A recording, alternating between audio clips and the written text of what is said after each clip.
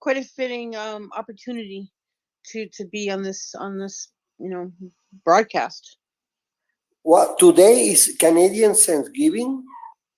Well, tomorrow. I mean, it's this weekend, so yeah. Oh. Yeah, we have it a little bit earlier than the Americans do. So you're not planning to work on Monday? No, I mostly work from home, or just from my car, or from Florida, or from anywhere in between. I'm kind of a bit of a interloper. Okay, Tonya. She shows up wherever she is needed. That's what I call Christina. Is like the person that shows up no matter what. If whatever she's needed, she's there. Unless I'm in some sort of terrible jam, I will show up, and I'll stay as long as I have to stay to take care of whatever I have to do. You'll hear about it after. So Adam and I spent the last 4 days at RadFest virtually. What's the? Yeah. Go ahead. I'm so sorry. I have friends there right now that I work with that are there. I mean, I can't be there this time, but I'm glad that they are, and that they're representing, and they're actually participating in the teens and 20s as well, which is a Cryonics activity for younger people, teens and 20s. You know, I was privileged to be able to be around that since it was founded. And I've just to watch some of the members starting out attending this conference, and then watch them grow and get involved in all the different type of biotech projects. I think Bobby Brooks was one of the first. He's Adam. He's the one is with Greg Fay. We did a Twitter Spaces when you were donating proceeds from one of your NFT projects. Exactly. Yeah. So Bobby Brooks was one of them. I think it was like the first one. I'm trying to remember because I was part of all of it. Yeah, and Dr. Fay actually also spoke at the RadFest. It was pretty awesome. I really wish that I was there, so I could have gone up there and shaken his hand. Really loved what they had to say. I was actually in contact with him recently, just regarding. I mean, like, I'm involved with work in Cryonics, which we're now relabeling biostasis. So I'll probably use the words interchangeably, but for that reason, I've known him for quite a while, and been quite in awe of his work. Yeah, I love just to see different projects and see how far they've gotten. I just remember when they were doing their Thymus project, and now I think he has 3 research going on right now all at once that they're recruiting, which is incredible. I mean, it started out with just rejuvenating the thymus. It was just, and most people don't even think about the thymus at all. When you get older, you don't think it's a big deal, but it makes a huge difference in aging. Did you hear his statistic that he gave at that conference? He said that by the time we're 40, which I am right now, I'm 40, our thymus is at 5% capacity compared to when we were born. So like, I was just like, okay, I didn't need that statistic in my ear, but hope that the science pans out soon for the rest of us. Adam, my thymus disappeared from COVID. PTSD, my thymus literally disappeared. Adam, want to do an exchange with my age? If you accept my exchange, instantly you will become 61, and I will be 40 again. It's a deal for you? Well, I think I'm good. I'm gonna do a hard pass on that. Yeah, I saw something very, very emotive, very incredibly moving. I saw Michael J. Fox and the math professor from Back to the Future. They were together today or yesterday in a Comic-Con, and wow, it was incredible to see Michael J. Fox. I had more than 4 years that I didn't see him. And of course, you see that he's, hit by the actual Parkinson disease, and the movements, a little bit out of control and stuff. But his spirit and the fact that they are together, the moment they embrace each other, well, that the house fell down in the video, which was a very, very nice thing. I have I probably will send you, can publish the link later for something from Instagram. I guess it's a Instagram reel or something like that. But I wanted to say, Christine, what the name of your Twitter handle? Dark Jasmine. You're going to realize that almost everything that's brought me here today has been by accident. And so, Dark Jasmine was absolutely the handle I used to use for gaming. And I just, one of these things where you don't want to put your name on something you're unfamiliar with. And I just used that instead because it was an old go-to. But honestly, it doesn't have a lot of meaning. I like night blooming jasmine. I love the smell of it, and I remember it. It's a very strong memory of mine when I lived in California. And I don't know, but again, you're gonna be. I hope you're not disappointed, but a lot of what you can learn about me today was by accident in terms of NFTs. But hopefully, they're good accidents, and I'm sure they are. It's just no, but it's a great name. When I see peculiar names, I adore to get to know the origin, because it's really peculiar. And I wanted to ask you too, before we start, I want to let's do the disclaimer real quick. So, hi everybody, welcome to the NFTs for a Cause. This is our episode 31. Carlos and I have been doing this since February of this year. Excited that we were able to feature a lot of different projects that are donating some of their proceeds of their NFTs to a nonprofit or social goods, doing something that makes a difference. And before we start, I want to let everyone know this space is recorded and live streamed to 5 social networks. So just know, if you grab the mic, you're letting us disseminate, cut up the information, and promote this space, because it's going to help Christine with her project. And so today, I'm thrilled to have her on. It all just started from one of her Facebook posts, and also, full disclaimer, Christina and I know each other personally, and so it was just really nice to see her on Facebook, and she posts, and I was just thinking about her, and I'm like, oh my God, I haven't heard from Christina. I'm such a bad friend. She's here, she lives down here now, and so I didn't even hear from her. And then all of a sudden I see your post, which I don't get to see nothing on Facebook, really. I don't, because I'm not on there that much. But the one time I was there, I'm gonna let Christina tell us a little bit about it, but I saw her post about her AI art, and I was like, oh my God, this needs to be on the blockchain, and you need to mint this. So everyone, let's welcome Dark Jasmine _1 to our Twitter space. And Carlos, the mic is yours. Well, I'm very, very happy to be here, and I love the subject of longevity, because I don't know how I came from the Adam's age to mine today. It happened in just 20 minutes. I mean, 20 minutes ago I was 40 years old, and now I'm 61.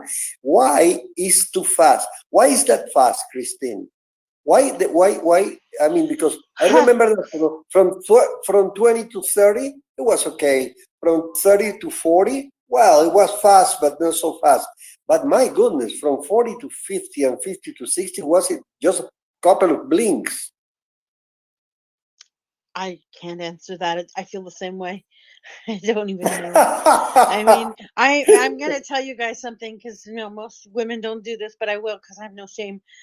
In 4 months, I turned 50, and so for me, this is a big year too. It's a fright. It's like, oh my gosh, where did half of a century go? I still feel like I'm 25. I'm in the body, in the mind of a 25-year-old, and in the body of a 49-year-old, and it's like, I wish I had it, both ways. Not yet, but I completely understand. Yeah, it's a funny feeling. But anyway, I am happy to that. Well, it is. I think longevity is something so peculiar, because why I have been working with comedy, with humor. I started writing for a Venezuelan SNL-like show, just like Saturday Night Live, but the Venezuelan version. It's not on the air already, because the socialist government shut down the complete station, disappeared. You like imagine Biden saying, okay, there is no more NBC starting Monday, and NBC is wiped out. That's what happened to our TV station, thanks to Mr. Leftist. And but we were on the air 40 years, okay? And in the show, we have been working with humor, and you know what is incredible? There is a huge relationship around the world between humor and longevity. I mean, not humor, the laughter. I mean, the cultures, for example, the famous Okinawa population, the Japanese are not so just like they are not just like the most partying bunch, just like they are solemn, serious, traditional, specifically the older age groups. But these people in Okinawa, they were just like the happiest in Japan. They love jokes, they laugh a lot. The same in Peru. Peru is incredibly.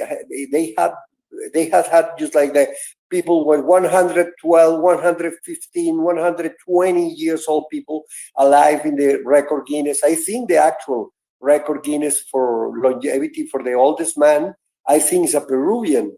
And they also are so happy in these places. So I have been always connected, and you have examples in the United States. For example, take the greatest comedian of the golden era.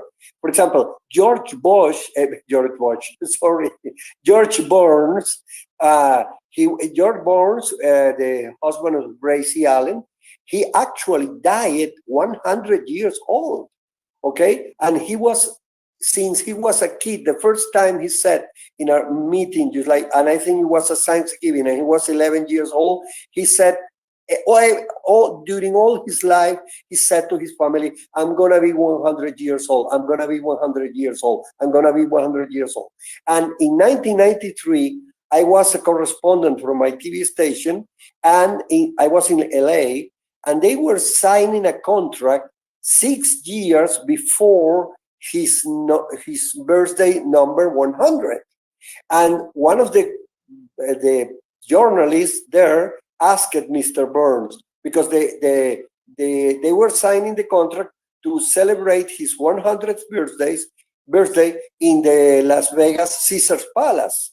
And then the journalist said, hey, you are 94. I mean, you are signing this contract 6 years away. I'm so sure. I mean, are you sure that you will be able, I mean, that this celebration could be handled and take place? And the answer of George Burns was just the greatest, the adorable. He said, well, my dear, if in 6 years, that little crummy hotel in Las Vegas is still operating, I don't see why we cannot do the party over there. Isn't that great? I mean, he never considered the possibility that he died before that time. He said, oh, well, if the hotel is still working, okay, I think we can do it. So it's really mindset then, right, Christine? But before we even start, let's that's more complicated than that. But yeah, I'll go with mindset for now. But I also want to, before we start, I want to let's just introduce Christine, and then Christine, why don't you tell us a little bit about yourself and what made you get interested in doing art? Because I know what you do, which is very analytic. But it's just, where does the art side come of it? I am so humorless in my life, and yet I love to laugh as well. It's kind of a contradiction. I'm sorry to say. Okay, I'll start from the beginning. I'm a nurse. I've been a nurse. I'm not practicing as a nurse right now, but I'm still an RN in California. I'm just holding on to that because I want to maintain it. But I worked in trauma and emergency for almost 20 years in Canada and in the US. I was involved in cryonics, which, as I mentioned, is now we're trying to call biostasis, but I'll just call it cryonics for now. Been involved with that since probably 1998. And I'm the president of the Cryonics Society of Canada. I do grassroots sort of lots of interviews, actually, in terms of that role and helping people who want to sign up for cryonics, helping them, in Toronto or what have you, when they run into trouble and need our help. Did that for quite a while. And then I did a bit of work for Alcor, writing case reports, just sort of freelance for a couple of years. But the best thing ever is how I met Tonya, which is I started working for her boss, for Bill Falloon, at Biomedical Research and Longevity Society in Florida, and I essentially moved to Florida, and I've been there 3 years. I get to sort of float back and forth where, like I said, I'm in Canada now where my family is, but I get to travel very freely between the two and do my work, on my own. And we're starting up these 2 new startups this year. They're going to be very different from the cryonics that people have seen in the past. And they're already incorporated nonprofits, and one of them is called Biostasis Technologies, and it will be in New York City. And the CEO will be Austin DeWolf. And I don't know if you guys know these people or not. I'm sorry if you don't. And then the other company will be Resurgence Biomedical Sciences in South Florida. And we're going to be doing basically oversight, quality control, education, and research and improvements on what we call SST, which is the field part of cryonics, the standby stabilization and transport. And yes, that's all very, very serious, but it's the second half of this longevity conversation, and we're very we're very intertwined with the the plan A, let's call it the plan A part of longevity research, because I mean, you can plan, and I've heard this many, many times from many people who are heavily involved in life extension, in life extension research. Oh, I don't need to sign up for cryonics because, escape velocity is going to come in 10 years, or I'm going to be fine because I'm doing all these other things and I'm not going to need you. And, you feel like the creepy cousin who people don't want to talk to, but you have to remind them. And again, this goes back to working as a nurse. You could get hit by a bus tomorrow, or you could get COVID, or something horrible could happen that changes all of your plans and you're not prepared. And so we're kind of trying to flip things around now, where we're asking people to consider us a plan A and longevity science a plan B, because within our lifetimes, we're starting to see that we haven't really moved the needle as much as we want to. So in a sense, this is a good conversation to say we need more investment in talent and in time and in money in longevity research, but also in the plan B, which is getting better at preserving you if we can't keep you going.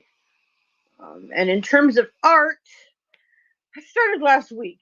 And again, I mentioned to Tonya, this all sort of happened by accident. I always had interest in art, but I discovered this OpenSea. No, I didn't even discover OpenSea. I discovered the DALL-E 2 program, and I had been put on the waiting list just because I, thought it might be interesting. And then I started experimenting with it, and I started realizing it was, the AI, which is essentially, I'm giving it instructions and it's producing the art, but it's beautiful stuff. And I posted a few things on Facebook not even a few days ago, and Tonya just recommended, she liked it. She said, you've got to come and you got to mint them as NFTs. And honest to goodness, I didn't even know what an NFT really was. And so there we are. But I have linked my profile on my Twitter, I guess, homepage. And I have three different collections in there. If you see any of them with prices, that's just me, that I didn't know what I was doing, and I wish I could remove them, but I don't know how. So they're not meant to have prices on them. I'm just experimenting with the program. But yeah, I've literally known about the OpenSea program for less than 3 days, and I've probably got about 75 pictures on there already, and probably 1,000 other ones that I'd love to put on there that I just haven't had time yet. And some of them are just amazing, and I hope you guys enjoy them and look at them and give me feedback, because I mean, this is something I didn't even realize I'd be amazed by, and yet here I am and completely enthralled. So I don't know. Well, that's one reason I wanted you to meet Adam, because I'm sure Adam wouldn't mind just telling you a little bit, because like I said, we all have to start. And I'm just thrilled that you're doing this, because it's something I've been like talking about. I mean, like I've been in NFT spaces since February of last year, and just now, just being so involved and talking about the things, and what you're doing today is what I want to do. Like that's why I'm trying to get more of our community to be part of this and join the NFT and everything. So, But I have my friend Brent here. He wanted to say hi, and he's actually from Ottawa, Canada.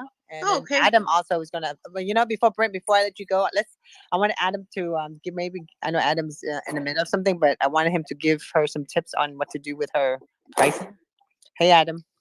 Hi, Tonya. Why you just gave me a really hard question saying give her tips on pricing. That is like the hardest thing for. No, I didn't mean like that. How should we move the price? Oh, price sure. point off of Well, that we can walk you through after your interview here.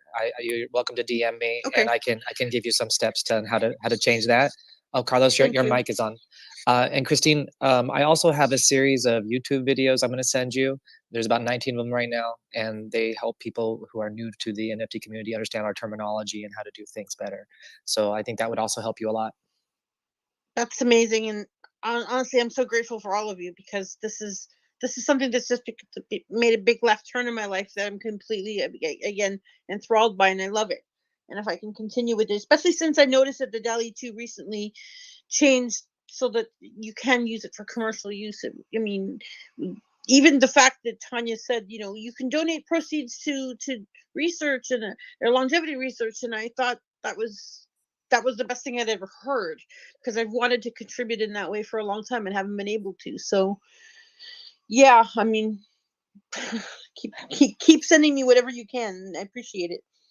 Absolutely. And if you don't mind saying, what percentage do you plan to donate to longevity research?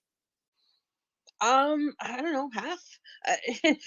I'm not sure what people do. I know that, I mean, I do need a little bit of sort of a financial boost these days, because I'm really feeling, I'm suffering because of the economic climate, and I've got some medical issues to take care of. But I mean, half, is that a reasonable amount? I don't even know, again, what people do. So Every project's different. There's some that do 100%. There's some that do 5%. So anywhere in between. I mean, yeah. there's no. This is the NFT world. Is the wild west of, we can choose and pick how we want to do things. And so I was just curious, just so I could know. So when I can talk to my friends, I can let them know, hey, she's got a project for longevity. She's donating half, and then they can decide what they would like to do from there. That's the reason why I was asking. So I appreciate that. Thank you.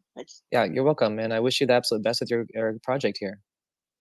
Thank you so much. And I'm going to have a better look at yours as well, because I did look at it briefly, but again, I've been kind of overwhelmed by all of this. So I'll take a better look at it as well. Thank you. And Brent, I want to ask a question or share? Well, I just want to share a comment. I been learning about longevity for maybe 2 or 3 months now, with the help from Tonya, and learning about transhumanism and technology by attending the Church of Perpetual Life, founded by Bill Falloon. And I just attended Radfest virtually for the first time, and I loved it. And we'll be blogging about it. And I have so much content, blogging content to share about longevity and cryonics and everything I learned at Radfest the last 3 or 4 days. It's wonderful to meet you.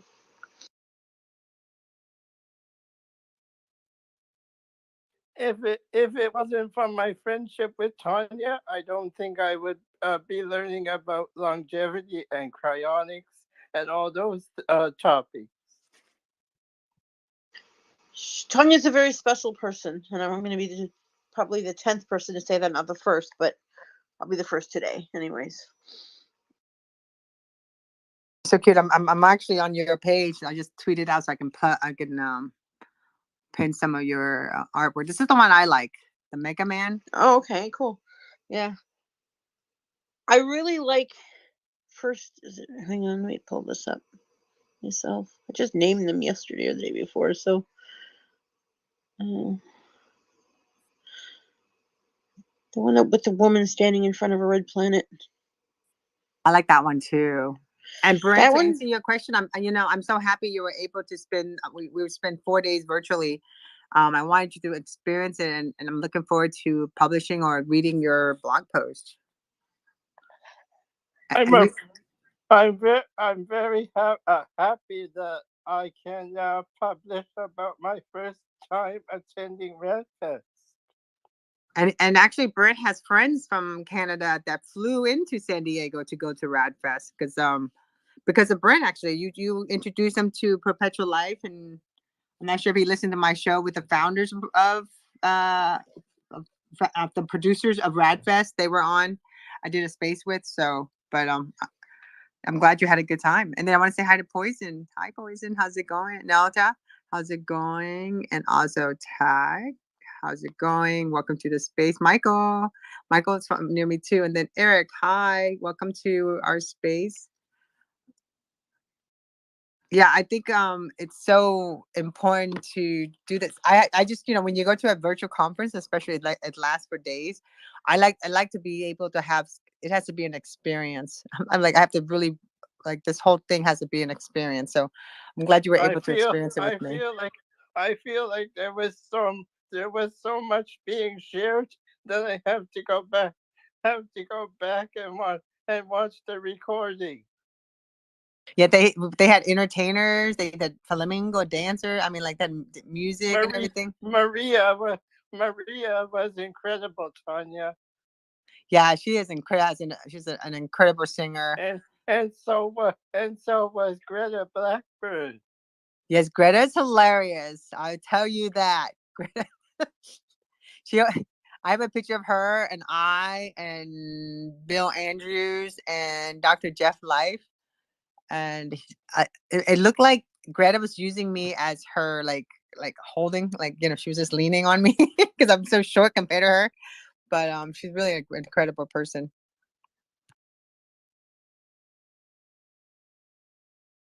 So Christine, your artwork, I really love it. I think I just share one, and then I'm going to pin the other one too. Thank you. And then you also I'm going to say hi to my friend Ariel. He's here too. I'm going to say hi to him. He just had a really good space. Hello.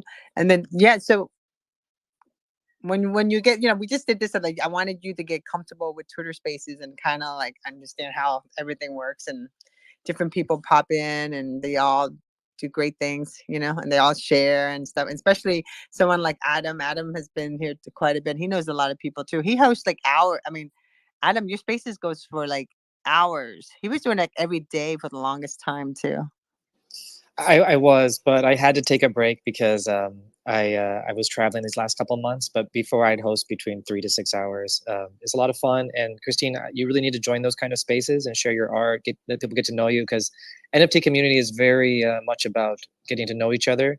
So some collectors will wait, 3 months, 4 months before they'll bid on something, just because they want to get to know you and know you're not going to just leave. You'll remain part of the community. So I hope that you continue to be part of the community and continue to share your work with us. Thank you. It gives me, it's helpful to know that, because, from my perspective, I don't even know that it is a community. And so, I'm learning everything you're saying is a lesson for me. And I appreciate, honestly, all the support, because, like I said, that wouldn't occur to me that it was a community like that. It's an extremely active community, actually. You kind of just jumped in the deep end, and I admire that, because that's a great personality trait to have, to get things done. And I'm really happy to see you doing that, and that you chose longevity to be part of your first NFT project, because that's what I did too. My first NFT project was also on longevity. And so we have some stuff in common there, and I hope I wish you a lot of success. So please do make sure you're hopping in all the different Twitter Spaces to share your works with everybody.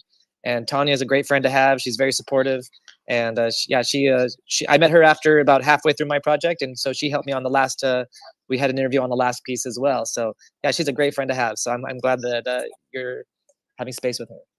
I still owe her a lunch. She took me out to lunch once, sort of mid-COVID, and now it's my turn. We just haven't had a chance to sync up our schedules yet, but she is a great person. I'm telling you, I was just thinking, it's like, oh my God, how's she doing? I haven't spoken to her. I'm such a horrible friend. I went into like the whole Twitterverse and never came out, It's like we went from like, oh my God, you think they're gonna shut us down? We're gonna shut down like everybody else. We're like, no, we're not. Nope, they shut us down. And then we spent 4th of July. We're not allowed to go on the beach. And we were good with it. And then when they reopened, like everyone was just into their own world, you know, because in Florida, we stayed open. I mean, we were shut down for like a couple months, but I got into Twitterverse, you know, so my Twitterverse was just, that was my day. And then to run into Adam, just like, it was so weird to run. Adam came into our space and started talking about his project.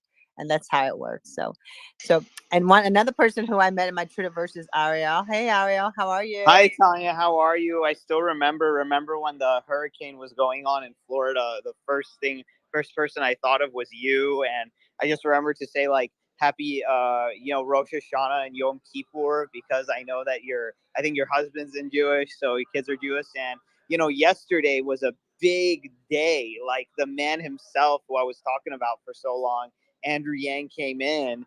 And with my new, team that does the whole radio uninvited thing, we had a really, really good space with him. It was like 40 minutes with the former presidential candidate of the United States, and then a 54-minute question and answer session after that, where most people, despite that he left, still stayed for the question and answer session. So these people really saw something in us, and it wasn't just him. So I was very happy about yesterday. It was a wonderful time, wonderful people, and yeah, just wanted to come and say that. Building community, they say. Like building community is the key for everything. I'm very proud of you. I'm so happy. I think I came to learn during the whole lockdown that I was very well suited to deep space travel, because I was able to be I was quite content for the longest time being isolated. Actually, that was a surprise, but I shouldn't have been so isolated from the online community, and that's where I made the mistake. So I'm trying to pick that up now, obviously, but yeah, just to comment on what he said about isolation. Actually, I kind of thrived in it for a little while. Christine, are you an ex-gamer or are you still playing games? No, I still play. I play. I mean, nothing crazy. I don't have any in PlayStation. I play mostly games on my phone or computer or whatever. Yeah, just I don't know. What's your favorite actually? What's the one you are playing the most in these days? Last Day on Earth. It's a zombie game. It's a zombie apocalypse game. It's like a world building game. Yeah, it's what, I've got some very strange interests, but they're kind of all geared towards the same thing, and that's not dying, or the exploration of the end of the world or what have you. I don't know why, but I had the hunch that you must be a really tough opponent. I wouldn't play with you. You will destroy me in 3 minutes. It's not a competitive game. It's a world building game. And so, again, I live in isolation even in my gaming, which is weird, which is kind of funny, actually. That's funny. Yeah, I'm really sort of excited about the prospects of going in two directions. You were asking me about, just in terms of what kind of information you'd send me, how much I wanted to donate, and I said half. I'm really interested in sort of that dual idea of, giving to cryonics research because we need it so badly, and giving it to longevity research because we don't want to have to do cryonics. And so, I'll promote those two causes to the end of time. I could spend hours and hours and hours talking about those causes without even realizing that the time goes by, without any sort of financial incentive. But having all of this going on as well, I think, is so great, because a lot of people can do exactly what I'm doing. This isn't that hard. At least I don't think it is. Well, I was very impressed. Like I said, your pieces were beautiful. And can you tell us your process? Like, were there certain keywords that you had the AI look for, or what did you do with the artwork afterward? I thought about that question because you mentioned it earlier, and my first response was, okay, my process is, this looks cool, let's try it together. But honestly, there is a bit of process, and I was thinking about it. There was three things. First I wanted to create a logo for our new company, and I wanted to be a neuron of some kind, because we're doing brain preservation. But that was sort of the beginning of a long tangent that ended up with me creating a collection of neurons and in different art styles, and it kind of exploded into this really beautiful array of pictures that I wasn't expecting. So I've got pop art, and I've got impressionism and expressionism and all that other very interesting sort of combinations. And I discovered that when I add sort of keywords of what I want to see, I need to add very specifically what art style I want, and I actually get better outcomes that way. The second grouping was mostly outer space and wanting to sort of, I guess, play around with the idea of liminal spaces, and it's based on a book that I read, a novel a long time ago. Here, I don't remember the name exactly. Let me just check it. And I'm going to pause for a sec. But it's Tomorrow and Tomorrow, and it's, I suppose, a cryonics book in terms of a novel, but really what it gives me is this impression of how long forever might actually be. And I wanted to sort of explore that, in terms of art. What would it look like? And so you see some of the images are very sort of dark and lonely, but they're meant to be that way, and try to be beautiful in that way. And then the third was just the mundane, the everyday life. So you got your cats and your birds and your mixture of different things. But I think in there I ended up getting into adding in steampunk elements, because why not? And then the last thing was just sort of wondering what the limits of the computer were. So I asked it about the technological singularity and what its impression was of it. And it gave me the most terrifying images of what its position is on taking over the world. So there's some of that. There's a little bit of that in there, but I've got a lot more of that I haven't posted yet. That's just really incredibly creepy, but beautiful and interesting as well. So that's really, I think, as far as I know how to take it, unless you guys have questions that prompt different ideas. So I see a lot of your steampunk. I'm actually on your page and OpenSea. So I see a lot of steampunk, but which one is the AI definition of transhumanism? Let me just grab it up here. Yeah, share it to the nest. I'm kind of curious because, like I said, it's just. I'm actually looking at it on my laptop because. Yeah, I don't want to lose you on this feed.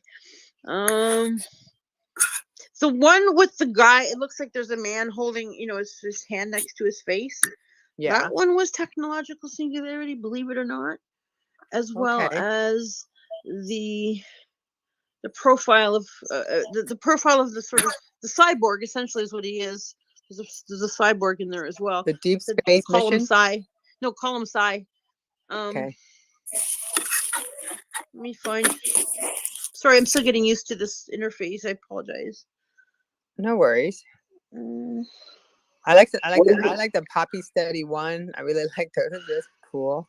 Yeah, I think about poppies sometimes when I have really bad pain. I'm like, I'd love to grow some poppies, but no. I mean, I think they're beautiful. They're beautiful flowers. So, yeah, the liminal ones, they were just, I don't know, just based on, like I said, what I described in about that novel.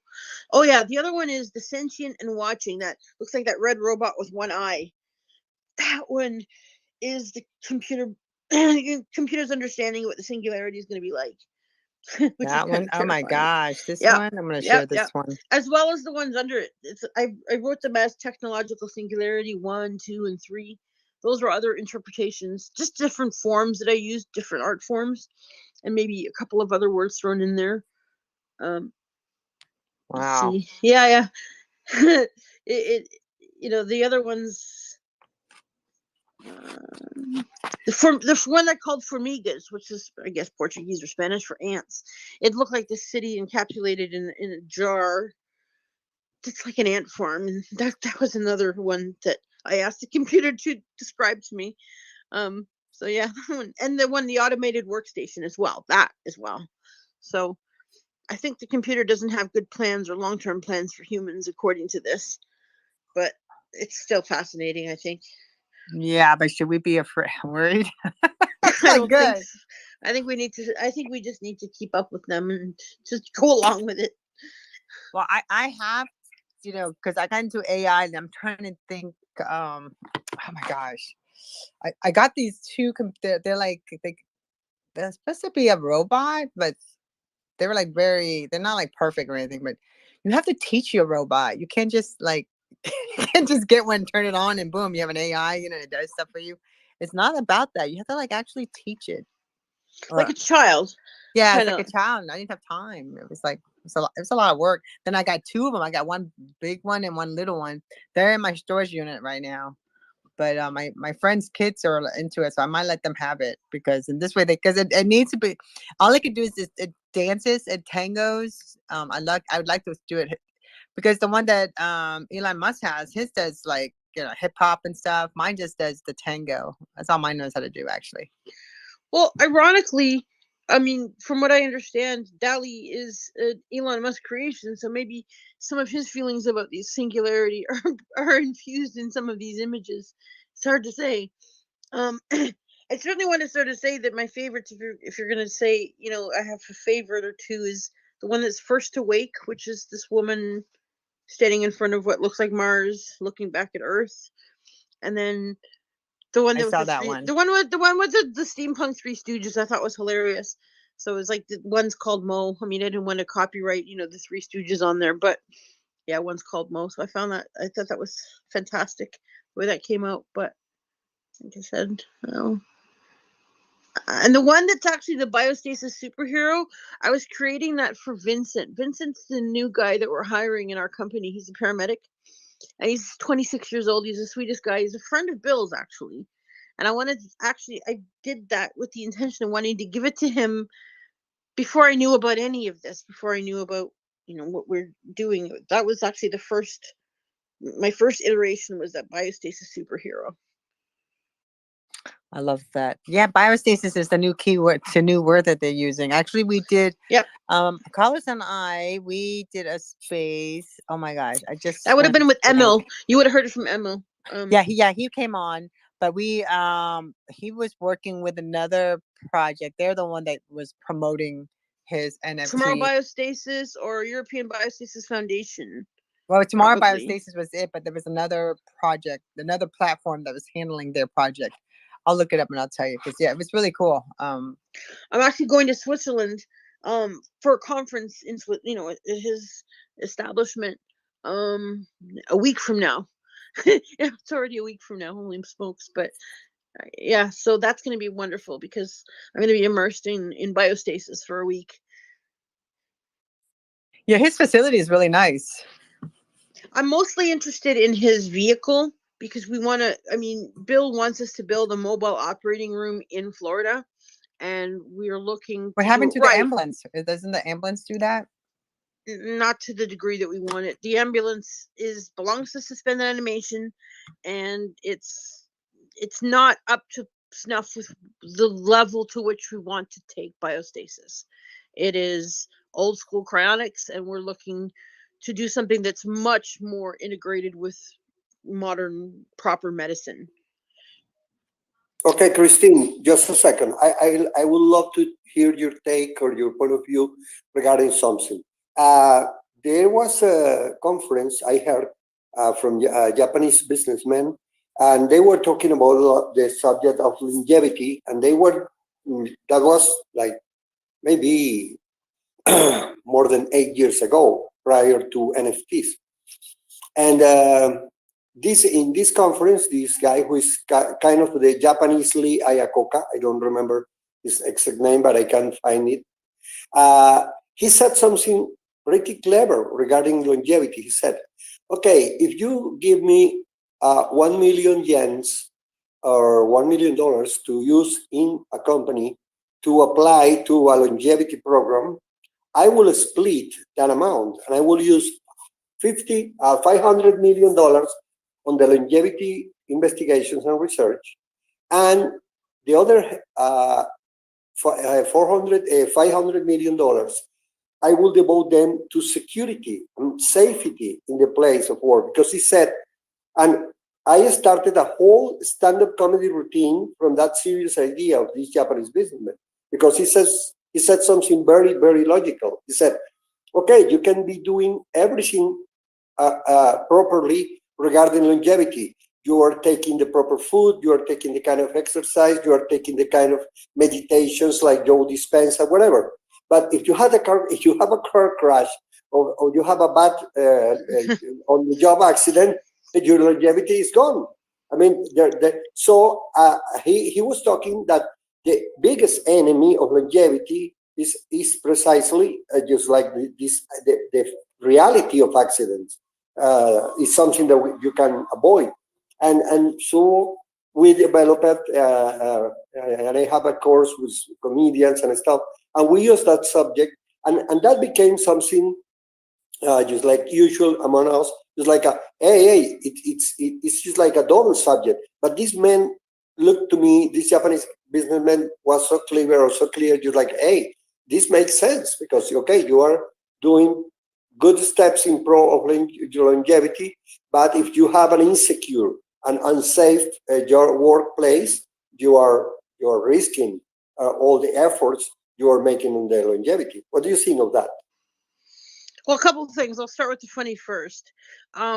If you ever seen the sitcom Big Bang Theory, Sheldon Cooper's this sort of semi-autistic, not autistic, but big brain in the show, and they do an entire episode on this. He wants to reach a technological singularity, but he's realized how dangerous the world will be from here to there. So he locks himself in his room, and he's a virtual presence, and his virtual presence goes around annoying everybody. And he realizes that it's not going to work because it's funny when you watch it. It's hilarious, especially when you have some sort of emotional attachment to the subject matter. But I've been saying this for years, and it's trying to shake people a little bit and say, you could get hit by a bus tomorrow. It's just, you have no control over the way the universe works. And one of the fatal flaws of longevity type people and cryonics type people is that many of them have the minds of computer programmers, and that can be good in many, many ways. But where it fails is where they see the entire human body as one big engineering problem. Yeah, it may be, but we're nowhere near the level of complexity in terms of our knowledge to be able to account for every possible iteration of what could happen to us. And so, again, we can, I lost a friend today, that was, involved in all of this, and he wasn't that old. And yet, I had another friend who had a stroke 2 months ago who survived in an amazing way. But some of it was his good health, but a lot of it was luck. A lot of it was because of the hundreds of phone calls we made to try to help him. And so there's so much that could go wrong, and this is what keeps me awake at night. Okay, and I'll tell you this, and I'm one of those kinds of people that you'll get to know me.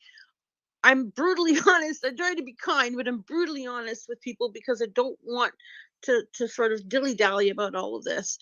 There are so many things that could go wrong in your plans, that one small failure, like, for example, not having did you realize that the person who had the stroke was wearing an Alcor necklace, and the paramedics took it off, and so they had no idea what his arrangements were, even though he thought he had planned for everything. And so there's so many sort of, again, iterations of failure that we're nowhere near, ready to sort of even announce that longevity or that cryonics is in a position to actually move the needle in terms of us living longer. I mean, it's possible, but it's not it's not a sort of consumer driven industry at this point. It's a pioneer driven industry, and we need everybody involved in this, and whether it be money or support or PR or actually getting your hands dirty and helping people. I mean, we're still in a pioneer stage. We're nowhere near the stage where you can just sign up for something and just wait until it happens for you. So that's my response. I agree in a sense with your friend to a point in terms of safety, but the man could spend 500 million yen or dollars in safety and still end up with appendicitis and die in his bed. So, Yeah, exactly. you can plant. Like I said, you can plant. I got super. I mean, here I am, great health advocate for everybody else, and I almost died of sepsis in 2020 because I had pain and didn't want to go to the hospital because of COVID. And so, it happened. It can happen to all of us. And I mean, we need some. I mean, there's many things you can do to lower your risk of a bad outcome, and you just keep chipping away at those risks. You keep lowering them with these multi-layered sort of plans, and of course depending on your level of commitment to the cause. But there's ways of minimizing your risk greatly, but it's not as simple as one thing. Yes, in the stand-up comedy world, we do joke a lot about something really scary. The most dangerous animal for the humankind is the mosquito. I mean, most people die of mosquito bites every year than from attacks from any other, all the animals together, almost. Yep. That cannot sum up the number of deaths produced by a mosquito bite. So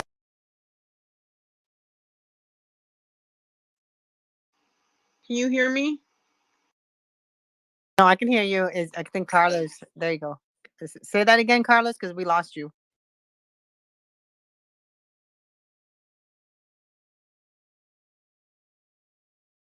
Yeah, Carlos is in Venezuela, so sometimes his signals is good and bad, and We'll wait for him to come back.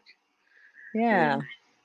So I hope I'm not scaring everybody away. This is mostly No, it's supposed to be not. an No, NFT I think I love it, and I also have the meaning is here too. I told her to pop in. She is doing her second music NFT, and I think she's launching it yesterday. She did, so we'll have to invite her to come up when she gets the chance to say hi also. So, when it comes to NFT, it's a very small, it's a lot going on, but it's very small community. Everybody has this community within the community. So it's interesting time. Hey, the meaning, how are you? Oh, hey, what's going on, guys? Carlos, are you there? You won't have to leave the space and come back, Carlos. Because we featured the meaning. I think she was our episode 7. I have to look it up. I think you were donating proceeds, part of it to go to plant a tree. Am I correct?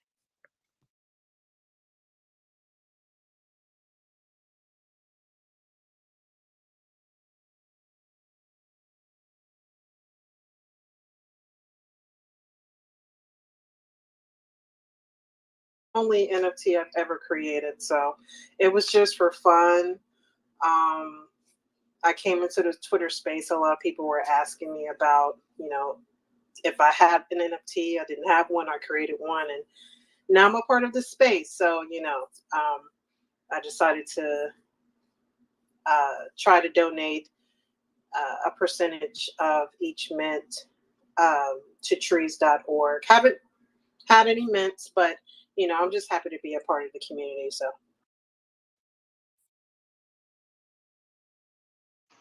It's nice to meet you.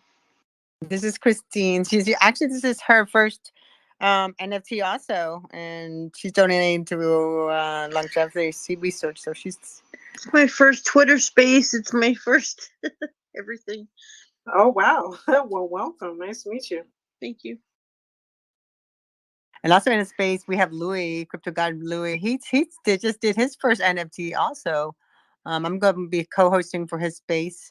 I invite him to speak with Amanda, and I will be co-hosting his Louis music NFT space. And also we have Poison is in the space, who's from South Florida, and he has incredible music. I told him, I actually tagged him on this whole chain that they did on about Elon Musk, buying Twitter, not buying Twitter, buying Twitter. And I wanted him to write a rap song about it to read, because I think it's funny. I just find it hilarious. I wanted him to read this person's Twitter post and put it to music. That actually reminds me of when I started experimenting with crypto for the first time. It was when all the markets crashed in March or April of 2020, and I just got in there and it's like, oh, look how cheap Bitcoin is. So I started buying it, and I started following Elon Musk on Twitter, and every time I think the guy just screwed with everybody. Every time he'd blink and he'd say something ridiculous like Dogecoin, yay! Everybody would buy up Dogecoin, then he'd crash it. It's just he would just play with people back and forth on Twitter, just regarding Dogecoin or regarding any type of, I think, crypto conversation. Everybody sort of flew by whatever he said, which was maybe a little cruel, but kind of funny. He is hilarious. I follow him because I think it's funny. I think all of it's funny. And then Poison. What's up? Appreciate that shout out for sure. Yeah, that shit was funny. Hey, what up, Lou?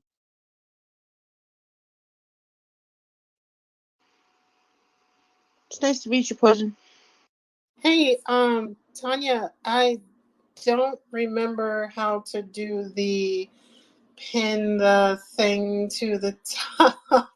I have no idea. It's been a while since I've been on Twitter Space. I just released a new song today, guys. If you want to go and listen to it, check it out. Thanks. Okay, I can pin it for you. All it is you the part with the arrow. Is it your pin tweet? Oh, right here? yeah. I think I remember. That one? I think I sort of remember how to do it now. That one? Oh, is it my pin tweet? Oh, yeah, it's that one. Yeah.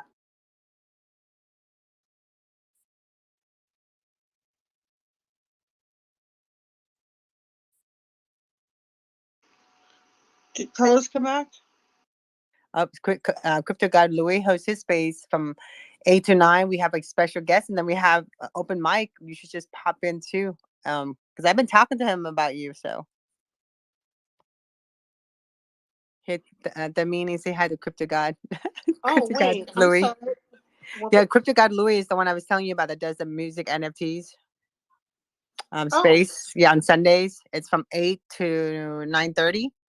And so I'm his co-host, and I sponsor it by live streaming it out to my social network. But from 8 to 9, we feature an artist, and then from 9 to 9:30, it's open mic. And then this way we get to meet new artists, and then Louis gets to meet them, and then he invites them back, to be featured on his space. That's cool. That's really cool. I might stop in. This is my first Twitter space in, I don't know, maybe 4 months, I think it's been. So yeah, I like your space.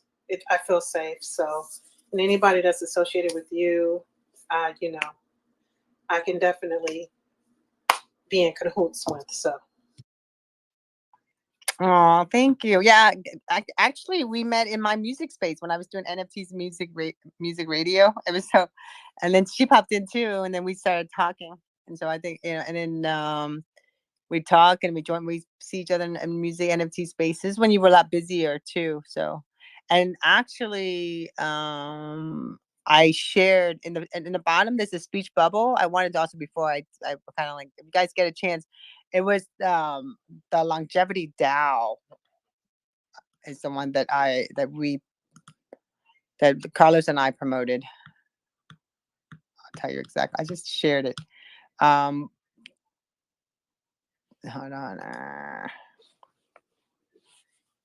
31 programs, not easy to remember all of them. It was 21. It was episode 21 that we did it. I'll tell you. I put it in the speech bubble, and I didn't want to like lose it. And here you go. It's the longevity _DAO. That's the people I want to introduce you to, Christine. Okay. It's in the bottom purple. There's a purple bubble in the bottom. That's where you can put links that you want people to know and stuff. So I shared it down there. They were our episode 20. I totally I really haven't been asleep since yesterday. I just posted on Twitter and just actually made the post that was supposed to be my pin post. Oh my God. So I don't know if you want me to post that one instead, or I don't know. So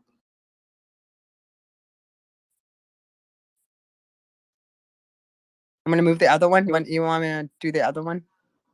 yeah, I'm sorry.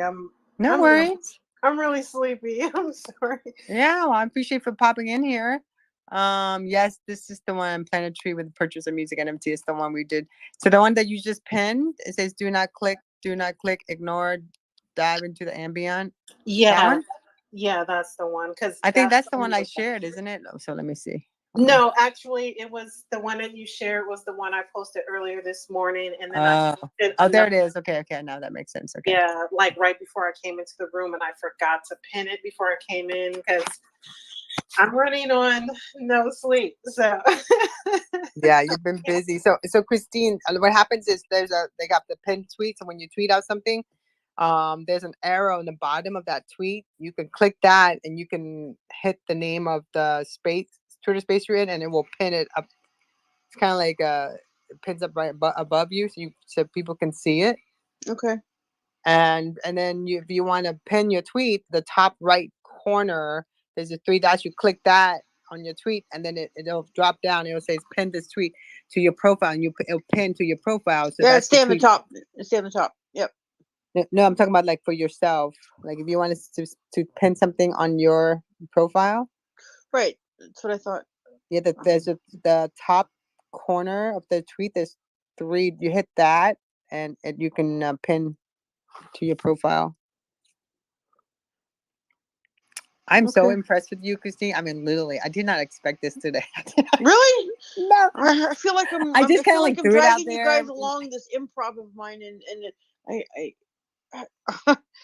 Do you know how many times I've been trying to get people to get involved in NFT or even learn about the blockchain or even about tokens? And hey, you mentioned it once, and I jumped on. So I know that's why I mean, I literally I'm like, oh my god, maybe Facebook isn't like, is allowing me to like post on my friends' feed and see it. Because anytime anyone posts anything on my feed, I don't see it. I don't get notification. I have to go look for it. So that's why I was so happy that you answered me. Christine, yes, you are sir. the only you are the only one human being I've heard of that heard of NFTs for the first time on a Monday and was already doing NFTs on Thursday, on less than a week. I am suspecting you are an Optimus robot by Elon Musk. Tell us the truth. Are you a real human or are you a robot? I'm a time traveler from the singularity future, and I've come to take you all over. Great answer. No, this is just, I don't know. I think you have to just be unafraid to push buttons and try things. And that's sort of been what's led my whole life is just, I mean, oh my I God, drive. I'm jotting I down. drive. Can you repeat that? You should be you should there. Can you repeat the extra phrasing of that quote? That what you part? should. But you should just not be afraid to touch things and Not be afraid. Exactly. I'm jotting it down. Wait, with a hand and a paper and a pencil. You shouldn't be afraid of just touching things and getting things in your hand. Things and pushing buttons and trying things. Yeah. Wow. Thank you. Yeah, you're right. My friends chastise me all the time because I'll get in the car in West Palm Beach and then put my cat in the car with me and we'll drive to Canada. and I'm just doing it on my own, and I sleep at the truck stops in my car, and I have my knife beside me, and and then because I don't want to stay in a motel and I don't want to take a plane, and so I do that like 4 times a year, and everybody thinks I'm nuts, but I keep telling people, you're never gonna enjoy your life if you don't take risks. Maybe I shouldn't take as many risks as I do, but I've been remarkably lucky that I'm still here and that I've had the experiences I've had. Like I mentioned, I'm going to be 50 in 4 months. And I'm just thinking back to that and I'm thinking, holy crap, I've been in the army, I've been a nurse, I do cryonics, I've flown all over the world. And now I'm here with you guys and I'm doing NFTs in like a week. And so if I can do it, anyone can do it. And you just have to be, I guess, maybe have poor impulse control like me. I don't know, whatever it is. You swam out to find out what it was. You didn't wait for it to come to you. Well, it's just so interesting. And I find it so profound that I can sit here and just, play with words a little bit. And it's almost like you develop this relationship with the AI. And that's not quite like that, but where you start tweaking your instructions in such a way that you get what you want out of it. And maybe that's the boundary of what we can call it, sort of joined art, where we're not just giving the AI full responsibility for it. I'm not sure, but there has to be some sort of aspect of it that is ours. It isn't just the AI that we're presenting. For me, the scary monsters at NFT is the smart contract. But after your example, I promise I will try that next week. This is starting tomorrow. Are you going to start touching things and pushing buttons? Yeah, because you know what? I have a lot of material. I mean, look, I'm 61 now, and I'm starting on TV when I was 17. And I have many materials. I mean, I just like newspaper clippings, video things. I mean, I was the Venezuelan David Letterman in 1989. I mean, it's bad to say it, but I mean, of course, impossible for you being in Canada. This never transcended over the frontiers of Venezuela. But you can ask any Venezuelan, and maybe over 40, and they know my name because I was on TV. I was kind of a David Letterman for 4 years in Venezuela, and I was the first one to do that. I dare to push buttons on Venezuelan television and touch things, and I got my own TV show, and I was the first one to do it for the history of TV forever. And that's it was such an incredible experience because I said, oh my goodness, I have the model here. I watched Letterman, I watched Johnny Carson, and I wanted to do that for my country because we didn't have never, nobody did that.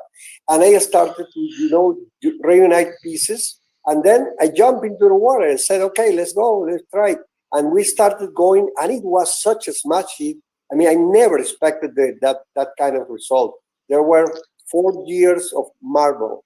And the best part, the big honchos of the station never care about us. I mean, they gave us that time slot twice a week. We were on, not daily, but only Monday and Tuesday and Thursday, sorry. And everybody was just like, we didn't even have promos. It was word of mouth. Everybody was, are you watching this thing? Are you watching this thing? And we became just like a cult or something like that. But I never expected that. And one day I had to do exactly what you said, just like punching things and moving levers and daring to try it. And it happened. And it was easy to do after you are inside. So I'll give you something that may inspire you, hopefully, and I'll make it quick because I don't want to monopolize everyone's time here. But I went to France back in 2011 we went to see our cousins. I mean, we have cousins there, and at the time it was the first time I'd seen an iPad. I had the iPhone, but the first time I saw the iPad, and I looked at it, and it was my cousins, and I played with it, and I said, you know what, this might be very interesting for my mother. Now my mother is 77, and for her entire life she was so technologically illiterate she couldn't operate a remote control. And I put the iPad in front of her. She was, I don't know, probably 70 at the time or whatever. I don't know how long ago that was, but she was, in her late 60s, early 70s at the time. And I put this iPad in front of her, and would you believe, within 2 weeks, she was on Facebook. She had friends. She was, telling me about new articles that she was reading. I mean, it was incredible how even a person, with that sort of life experience and age and all that was able to sort of push buttons and just try things out and learn, and she got herself on the internet just like that. So I found that very inspiring, actually.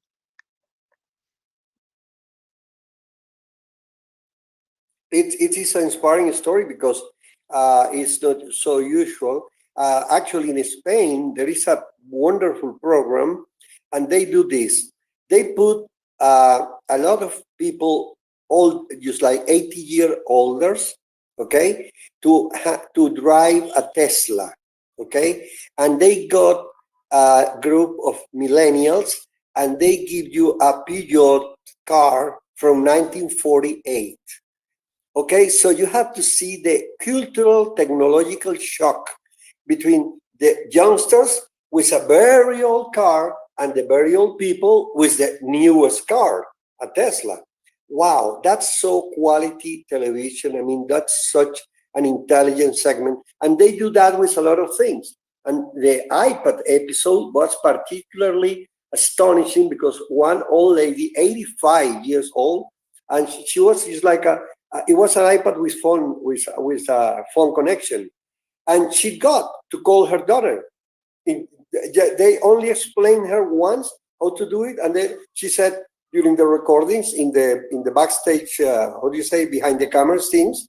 Look at the moment when Doña Lola, it was the name of the old woman, and we'll never forget that. She said, "Oh, wait, I'm gonna call my doctor." Everybody suspected that she was going to use a cell phone or ask her other son who was there. No, she used the iPad, and he made the phone call from the iPad with the telephone connection. So it's what you say. It's just jumping into the water.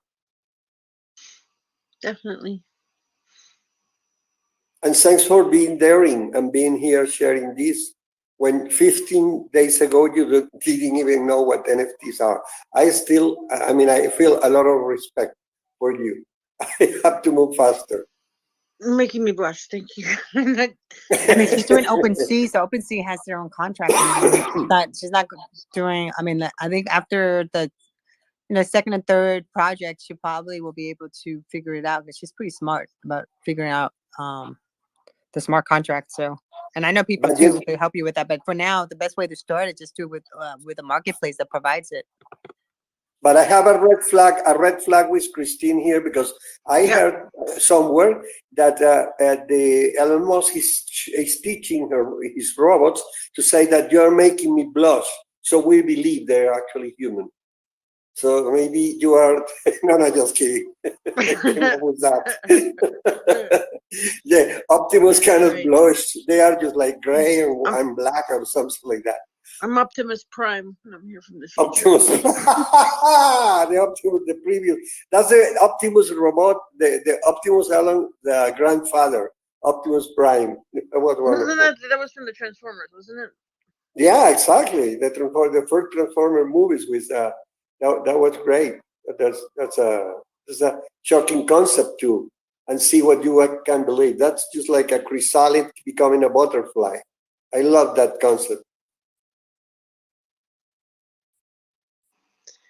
Yeah. You So know what?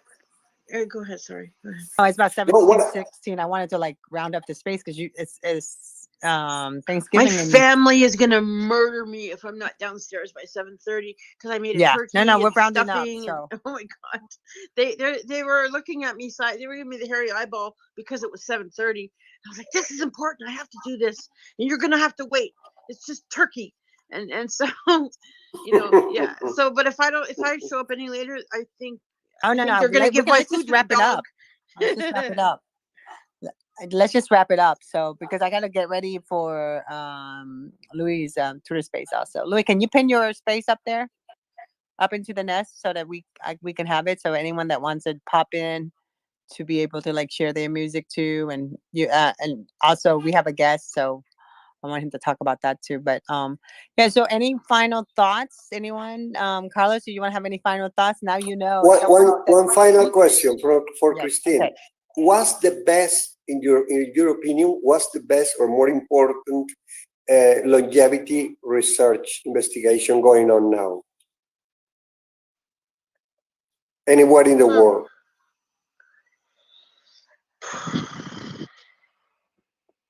The best. Just say the title. The best in what way? The best in might be the quickest or the most successful or the most comprehensive or what? Quickest, I don't know, because we have to live long enough to know if we're going to live longer. That can be a while. In terms of what I think has the most promise right now, it's probably the most unpopular, and it's an aldehyde stabilized cryoprotection, which is basically to vitrify the brain and preserve structure completely. And I mean, most people say, oh, then you can only upload people afterwards, but I don't believe that's to be true at all. And so I mean, I know you asked about longevity, and I understand. I know I'm not really dodging it. I'm trying to say that I really don't think that longevity is. I think it's important, but I would put slightly more importance on that plan B, because longevity research has a lot of support in the world and a lot of funding, but cryopreservation doesn't. And it's, I think, what's going to sort of bridge the gap between what we want and what we're going to get. And unfortunately, I mean, I'm telling you, I believe that to be true from the bottom of my heart. Wow. You know, Good to the know. research in this, though, also with cryogenics, like a lot of research, the data from it has been used quite a bit, isn't it, for other things? Yeah. I mean, like, I know at 21st Century Medicine, Greg Fahey and company are doing research on how to, and maybe this is probably the most worthy, because it's the bridge between both. Maybe it's they're doing research on how to extend the quote unquote shelf life of organs for donation, and so that is cryopreservation research of organs, not the brain quite yet, but it's a reversible cryopreservation where, let's say you're unfortunate and you have a car accident, you die, you're brain dead, and you donate your organs. Well, they don't need only 5-6 hours to get to the recipient. They can stay on a shelf for years, and we can build Oh, up wow. banks of organs, because they're in liquid nitrogen, and they're all typed and cross matched, and they can be matched to the appropriate recipients anywhere in the world. And Greg Fahey and company are doing research on this. I believe they might have an NIH grant for it. I'm not 100% sure, but it's the type of research that will benefit both worlds. That will benefit longevity, because we can replace organs that fail, and it will benefit cryopreservation, because it will lead to a better preserved brain, a more reversibly preserved brain. So, if I guess now that I think about it, that might be where I'd put all my money. And also Thank you. the Thank you cryo for your prize answer. too. Yeah. Well, there's actually something going on right now too. You've heard about the cryo prize, right, Christine? From Yeah, Joe? it was won. It was won by Robert McIntyre, the one I mentioned before, the ASC protocol. Was actually won by, I believe, by him, because he was able to preserve rabbit brain tissue and then demonstrate that it still functioned afterwards. I remember So, that story. It got yeah. written up. It got a lot of media for it. I've also witnessed experiments done at 21st Century Medicine, where Dr. Fahey works, that they're doing, where they'll remove a kidney from a rabbit. I know animal research, sorry, but they'll remove a kidney, and these are with vets, so this is under anesthesia and surgery. Everything's very, very, cruelty free as much as humanly possible. But they remove the kidney, they cryopreserve the kidney, they rewarm the kidney and reperfuse it, and then they reimplant it in the rabbit and remove the other one, so that the rabbit is dependent on that cryopreserved and rewarmed kidney. They have shown success rates of, I think, up to 44 days of survival for the rabbits from a cryopreserved and reversed kidney. And I mean, a kidney is a much simpler organ than a liver or than a heart or even the brain, but it's a start. And so the number of people that die because they don't have replaceable kidneys in even North America is astounding. Yeah, I know the amount of people on dialysis is Yep. incredible. My girlfriend's mom has been on it for 17 years now. Could you imagine being on dialysis for 17 years and she's waiting for a kidney? Actually, no, I can't, because I remember working in the emergency department. Any patient that ever came in that was a dialysis patient, we always just sort of shook our heads and said, "Oh my goodness, this patient is in an incredibly dangerous situation, no matter what's wrong with them," because it's very hard to control your electrolytes and very hard to control, to do the job of the kidneys. So a lot of things fail. 10 minutes to go, 10 minutes to go. Yep, And the timekeeping Optimus robot. Thank you. Well, I think we should go ahead and shut the space up early, because I don't want her to get in trouble. So, okay. So everybody, don't forget the space for Crypto Guide Louis is pinned on the nest. Please go ahead and grabbed it. And also, I want to say hi to Michael. Michael, we're gonna close up the space. I want to let you. You had requested. Did you want to share something? Yeah, just in line with what the last speaker was saying, I had a very close friend. He was a few years older than me. When I was in high school, he was also on dialysis, and he was doing very well. And then they offered him surgery, and he survived the surgery. And then about 2 weeks later, he passed away from the surgery. So even though this person's been on for 17 years, it's a blessing. But there's no guarantee that when the surgeons say we found a kidney that we believe will match, there's no guarantees that complications will set in later. I found that that was something they kind of withheld from this person that passed away. I can say his name. He was a close personal friend. His name was Mark Davis, and he lived in Massachusetts. And he was on dialysis for years and years and years. And when the opportunity came, he was all excited. I was excited for him. His parents were, and his brother were all excited for him. And they rated it as a successful kidney transplant. And like I said, 2 weeks later, he was on certain pills that they gave him. I don't recall what they were for. Probably, I don't know, something to do with the new kidney. Even though it was supposed to be a perfect match, he still died. So there's no guarantee that even if a person gets a kidney transplant, there's no guarantee that person will live. We want to hope that they will. There's been many success stories of people who have gotten a kidney and have lived for years and years and years. But to be fair, I think that the other side also needs to be exposed, that there's still a risk even after surgery. And I think that some people shun away from those facts as well. But I think that the individual that's going to go and get a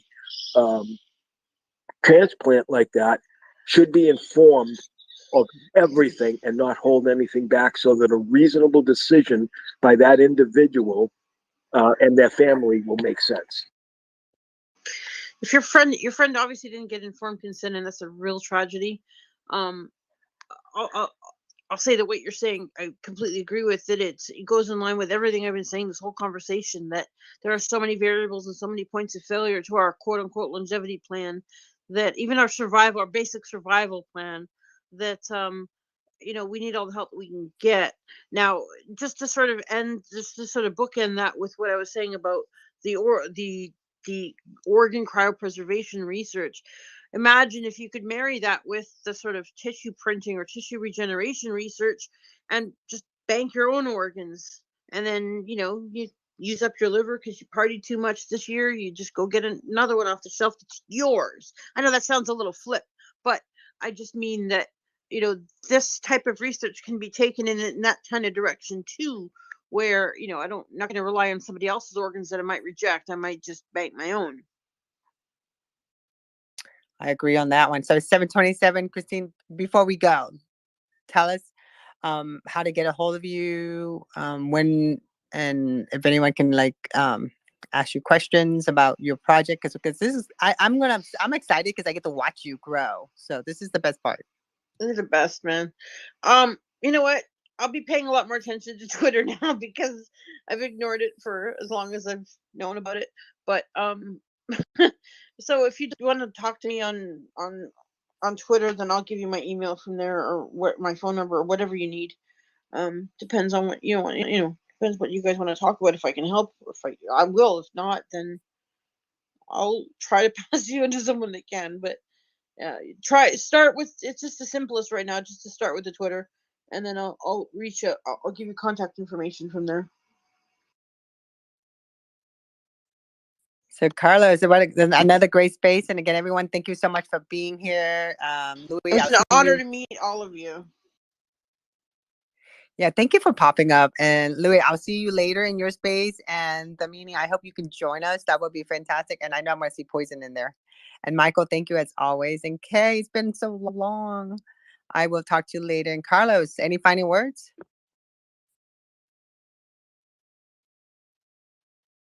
Carlos?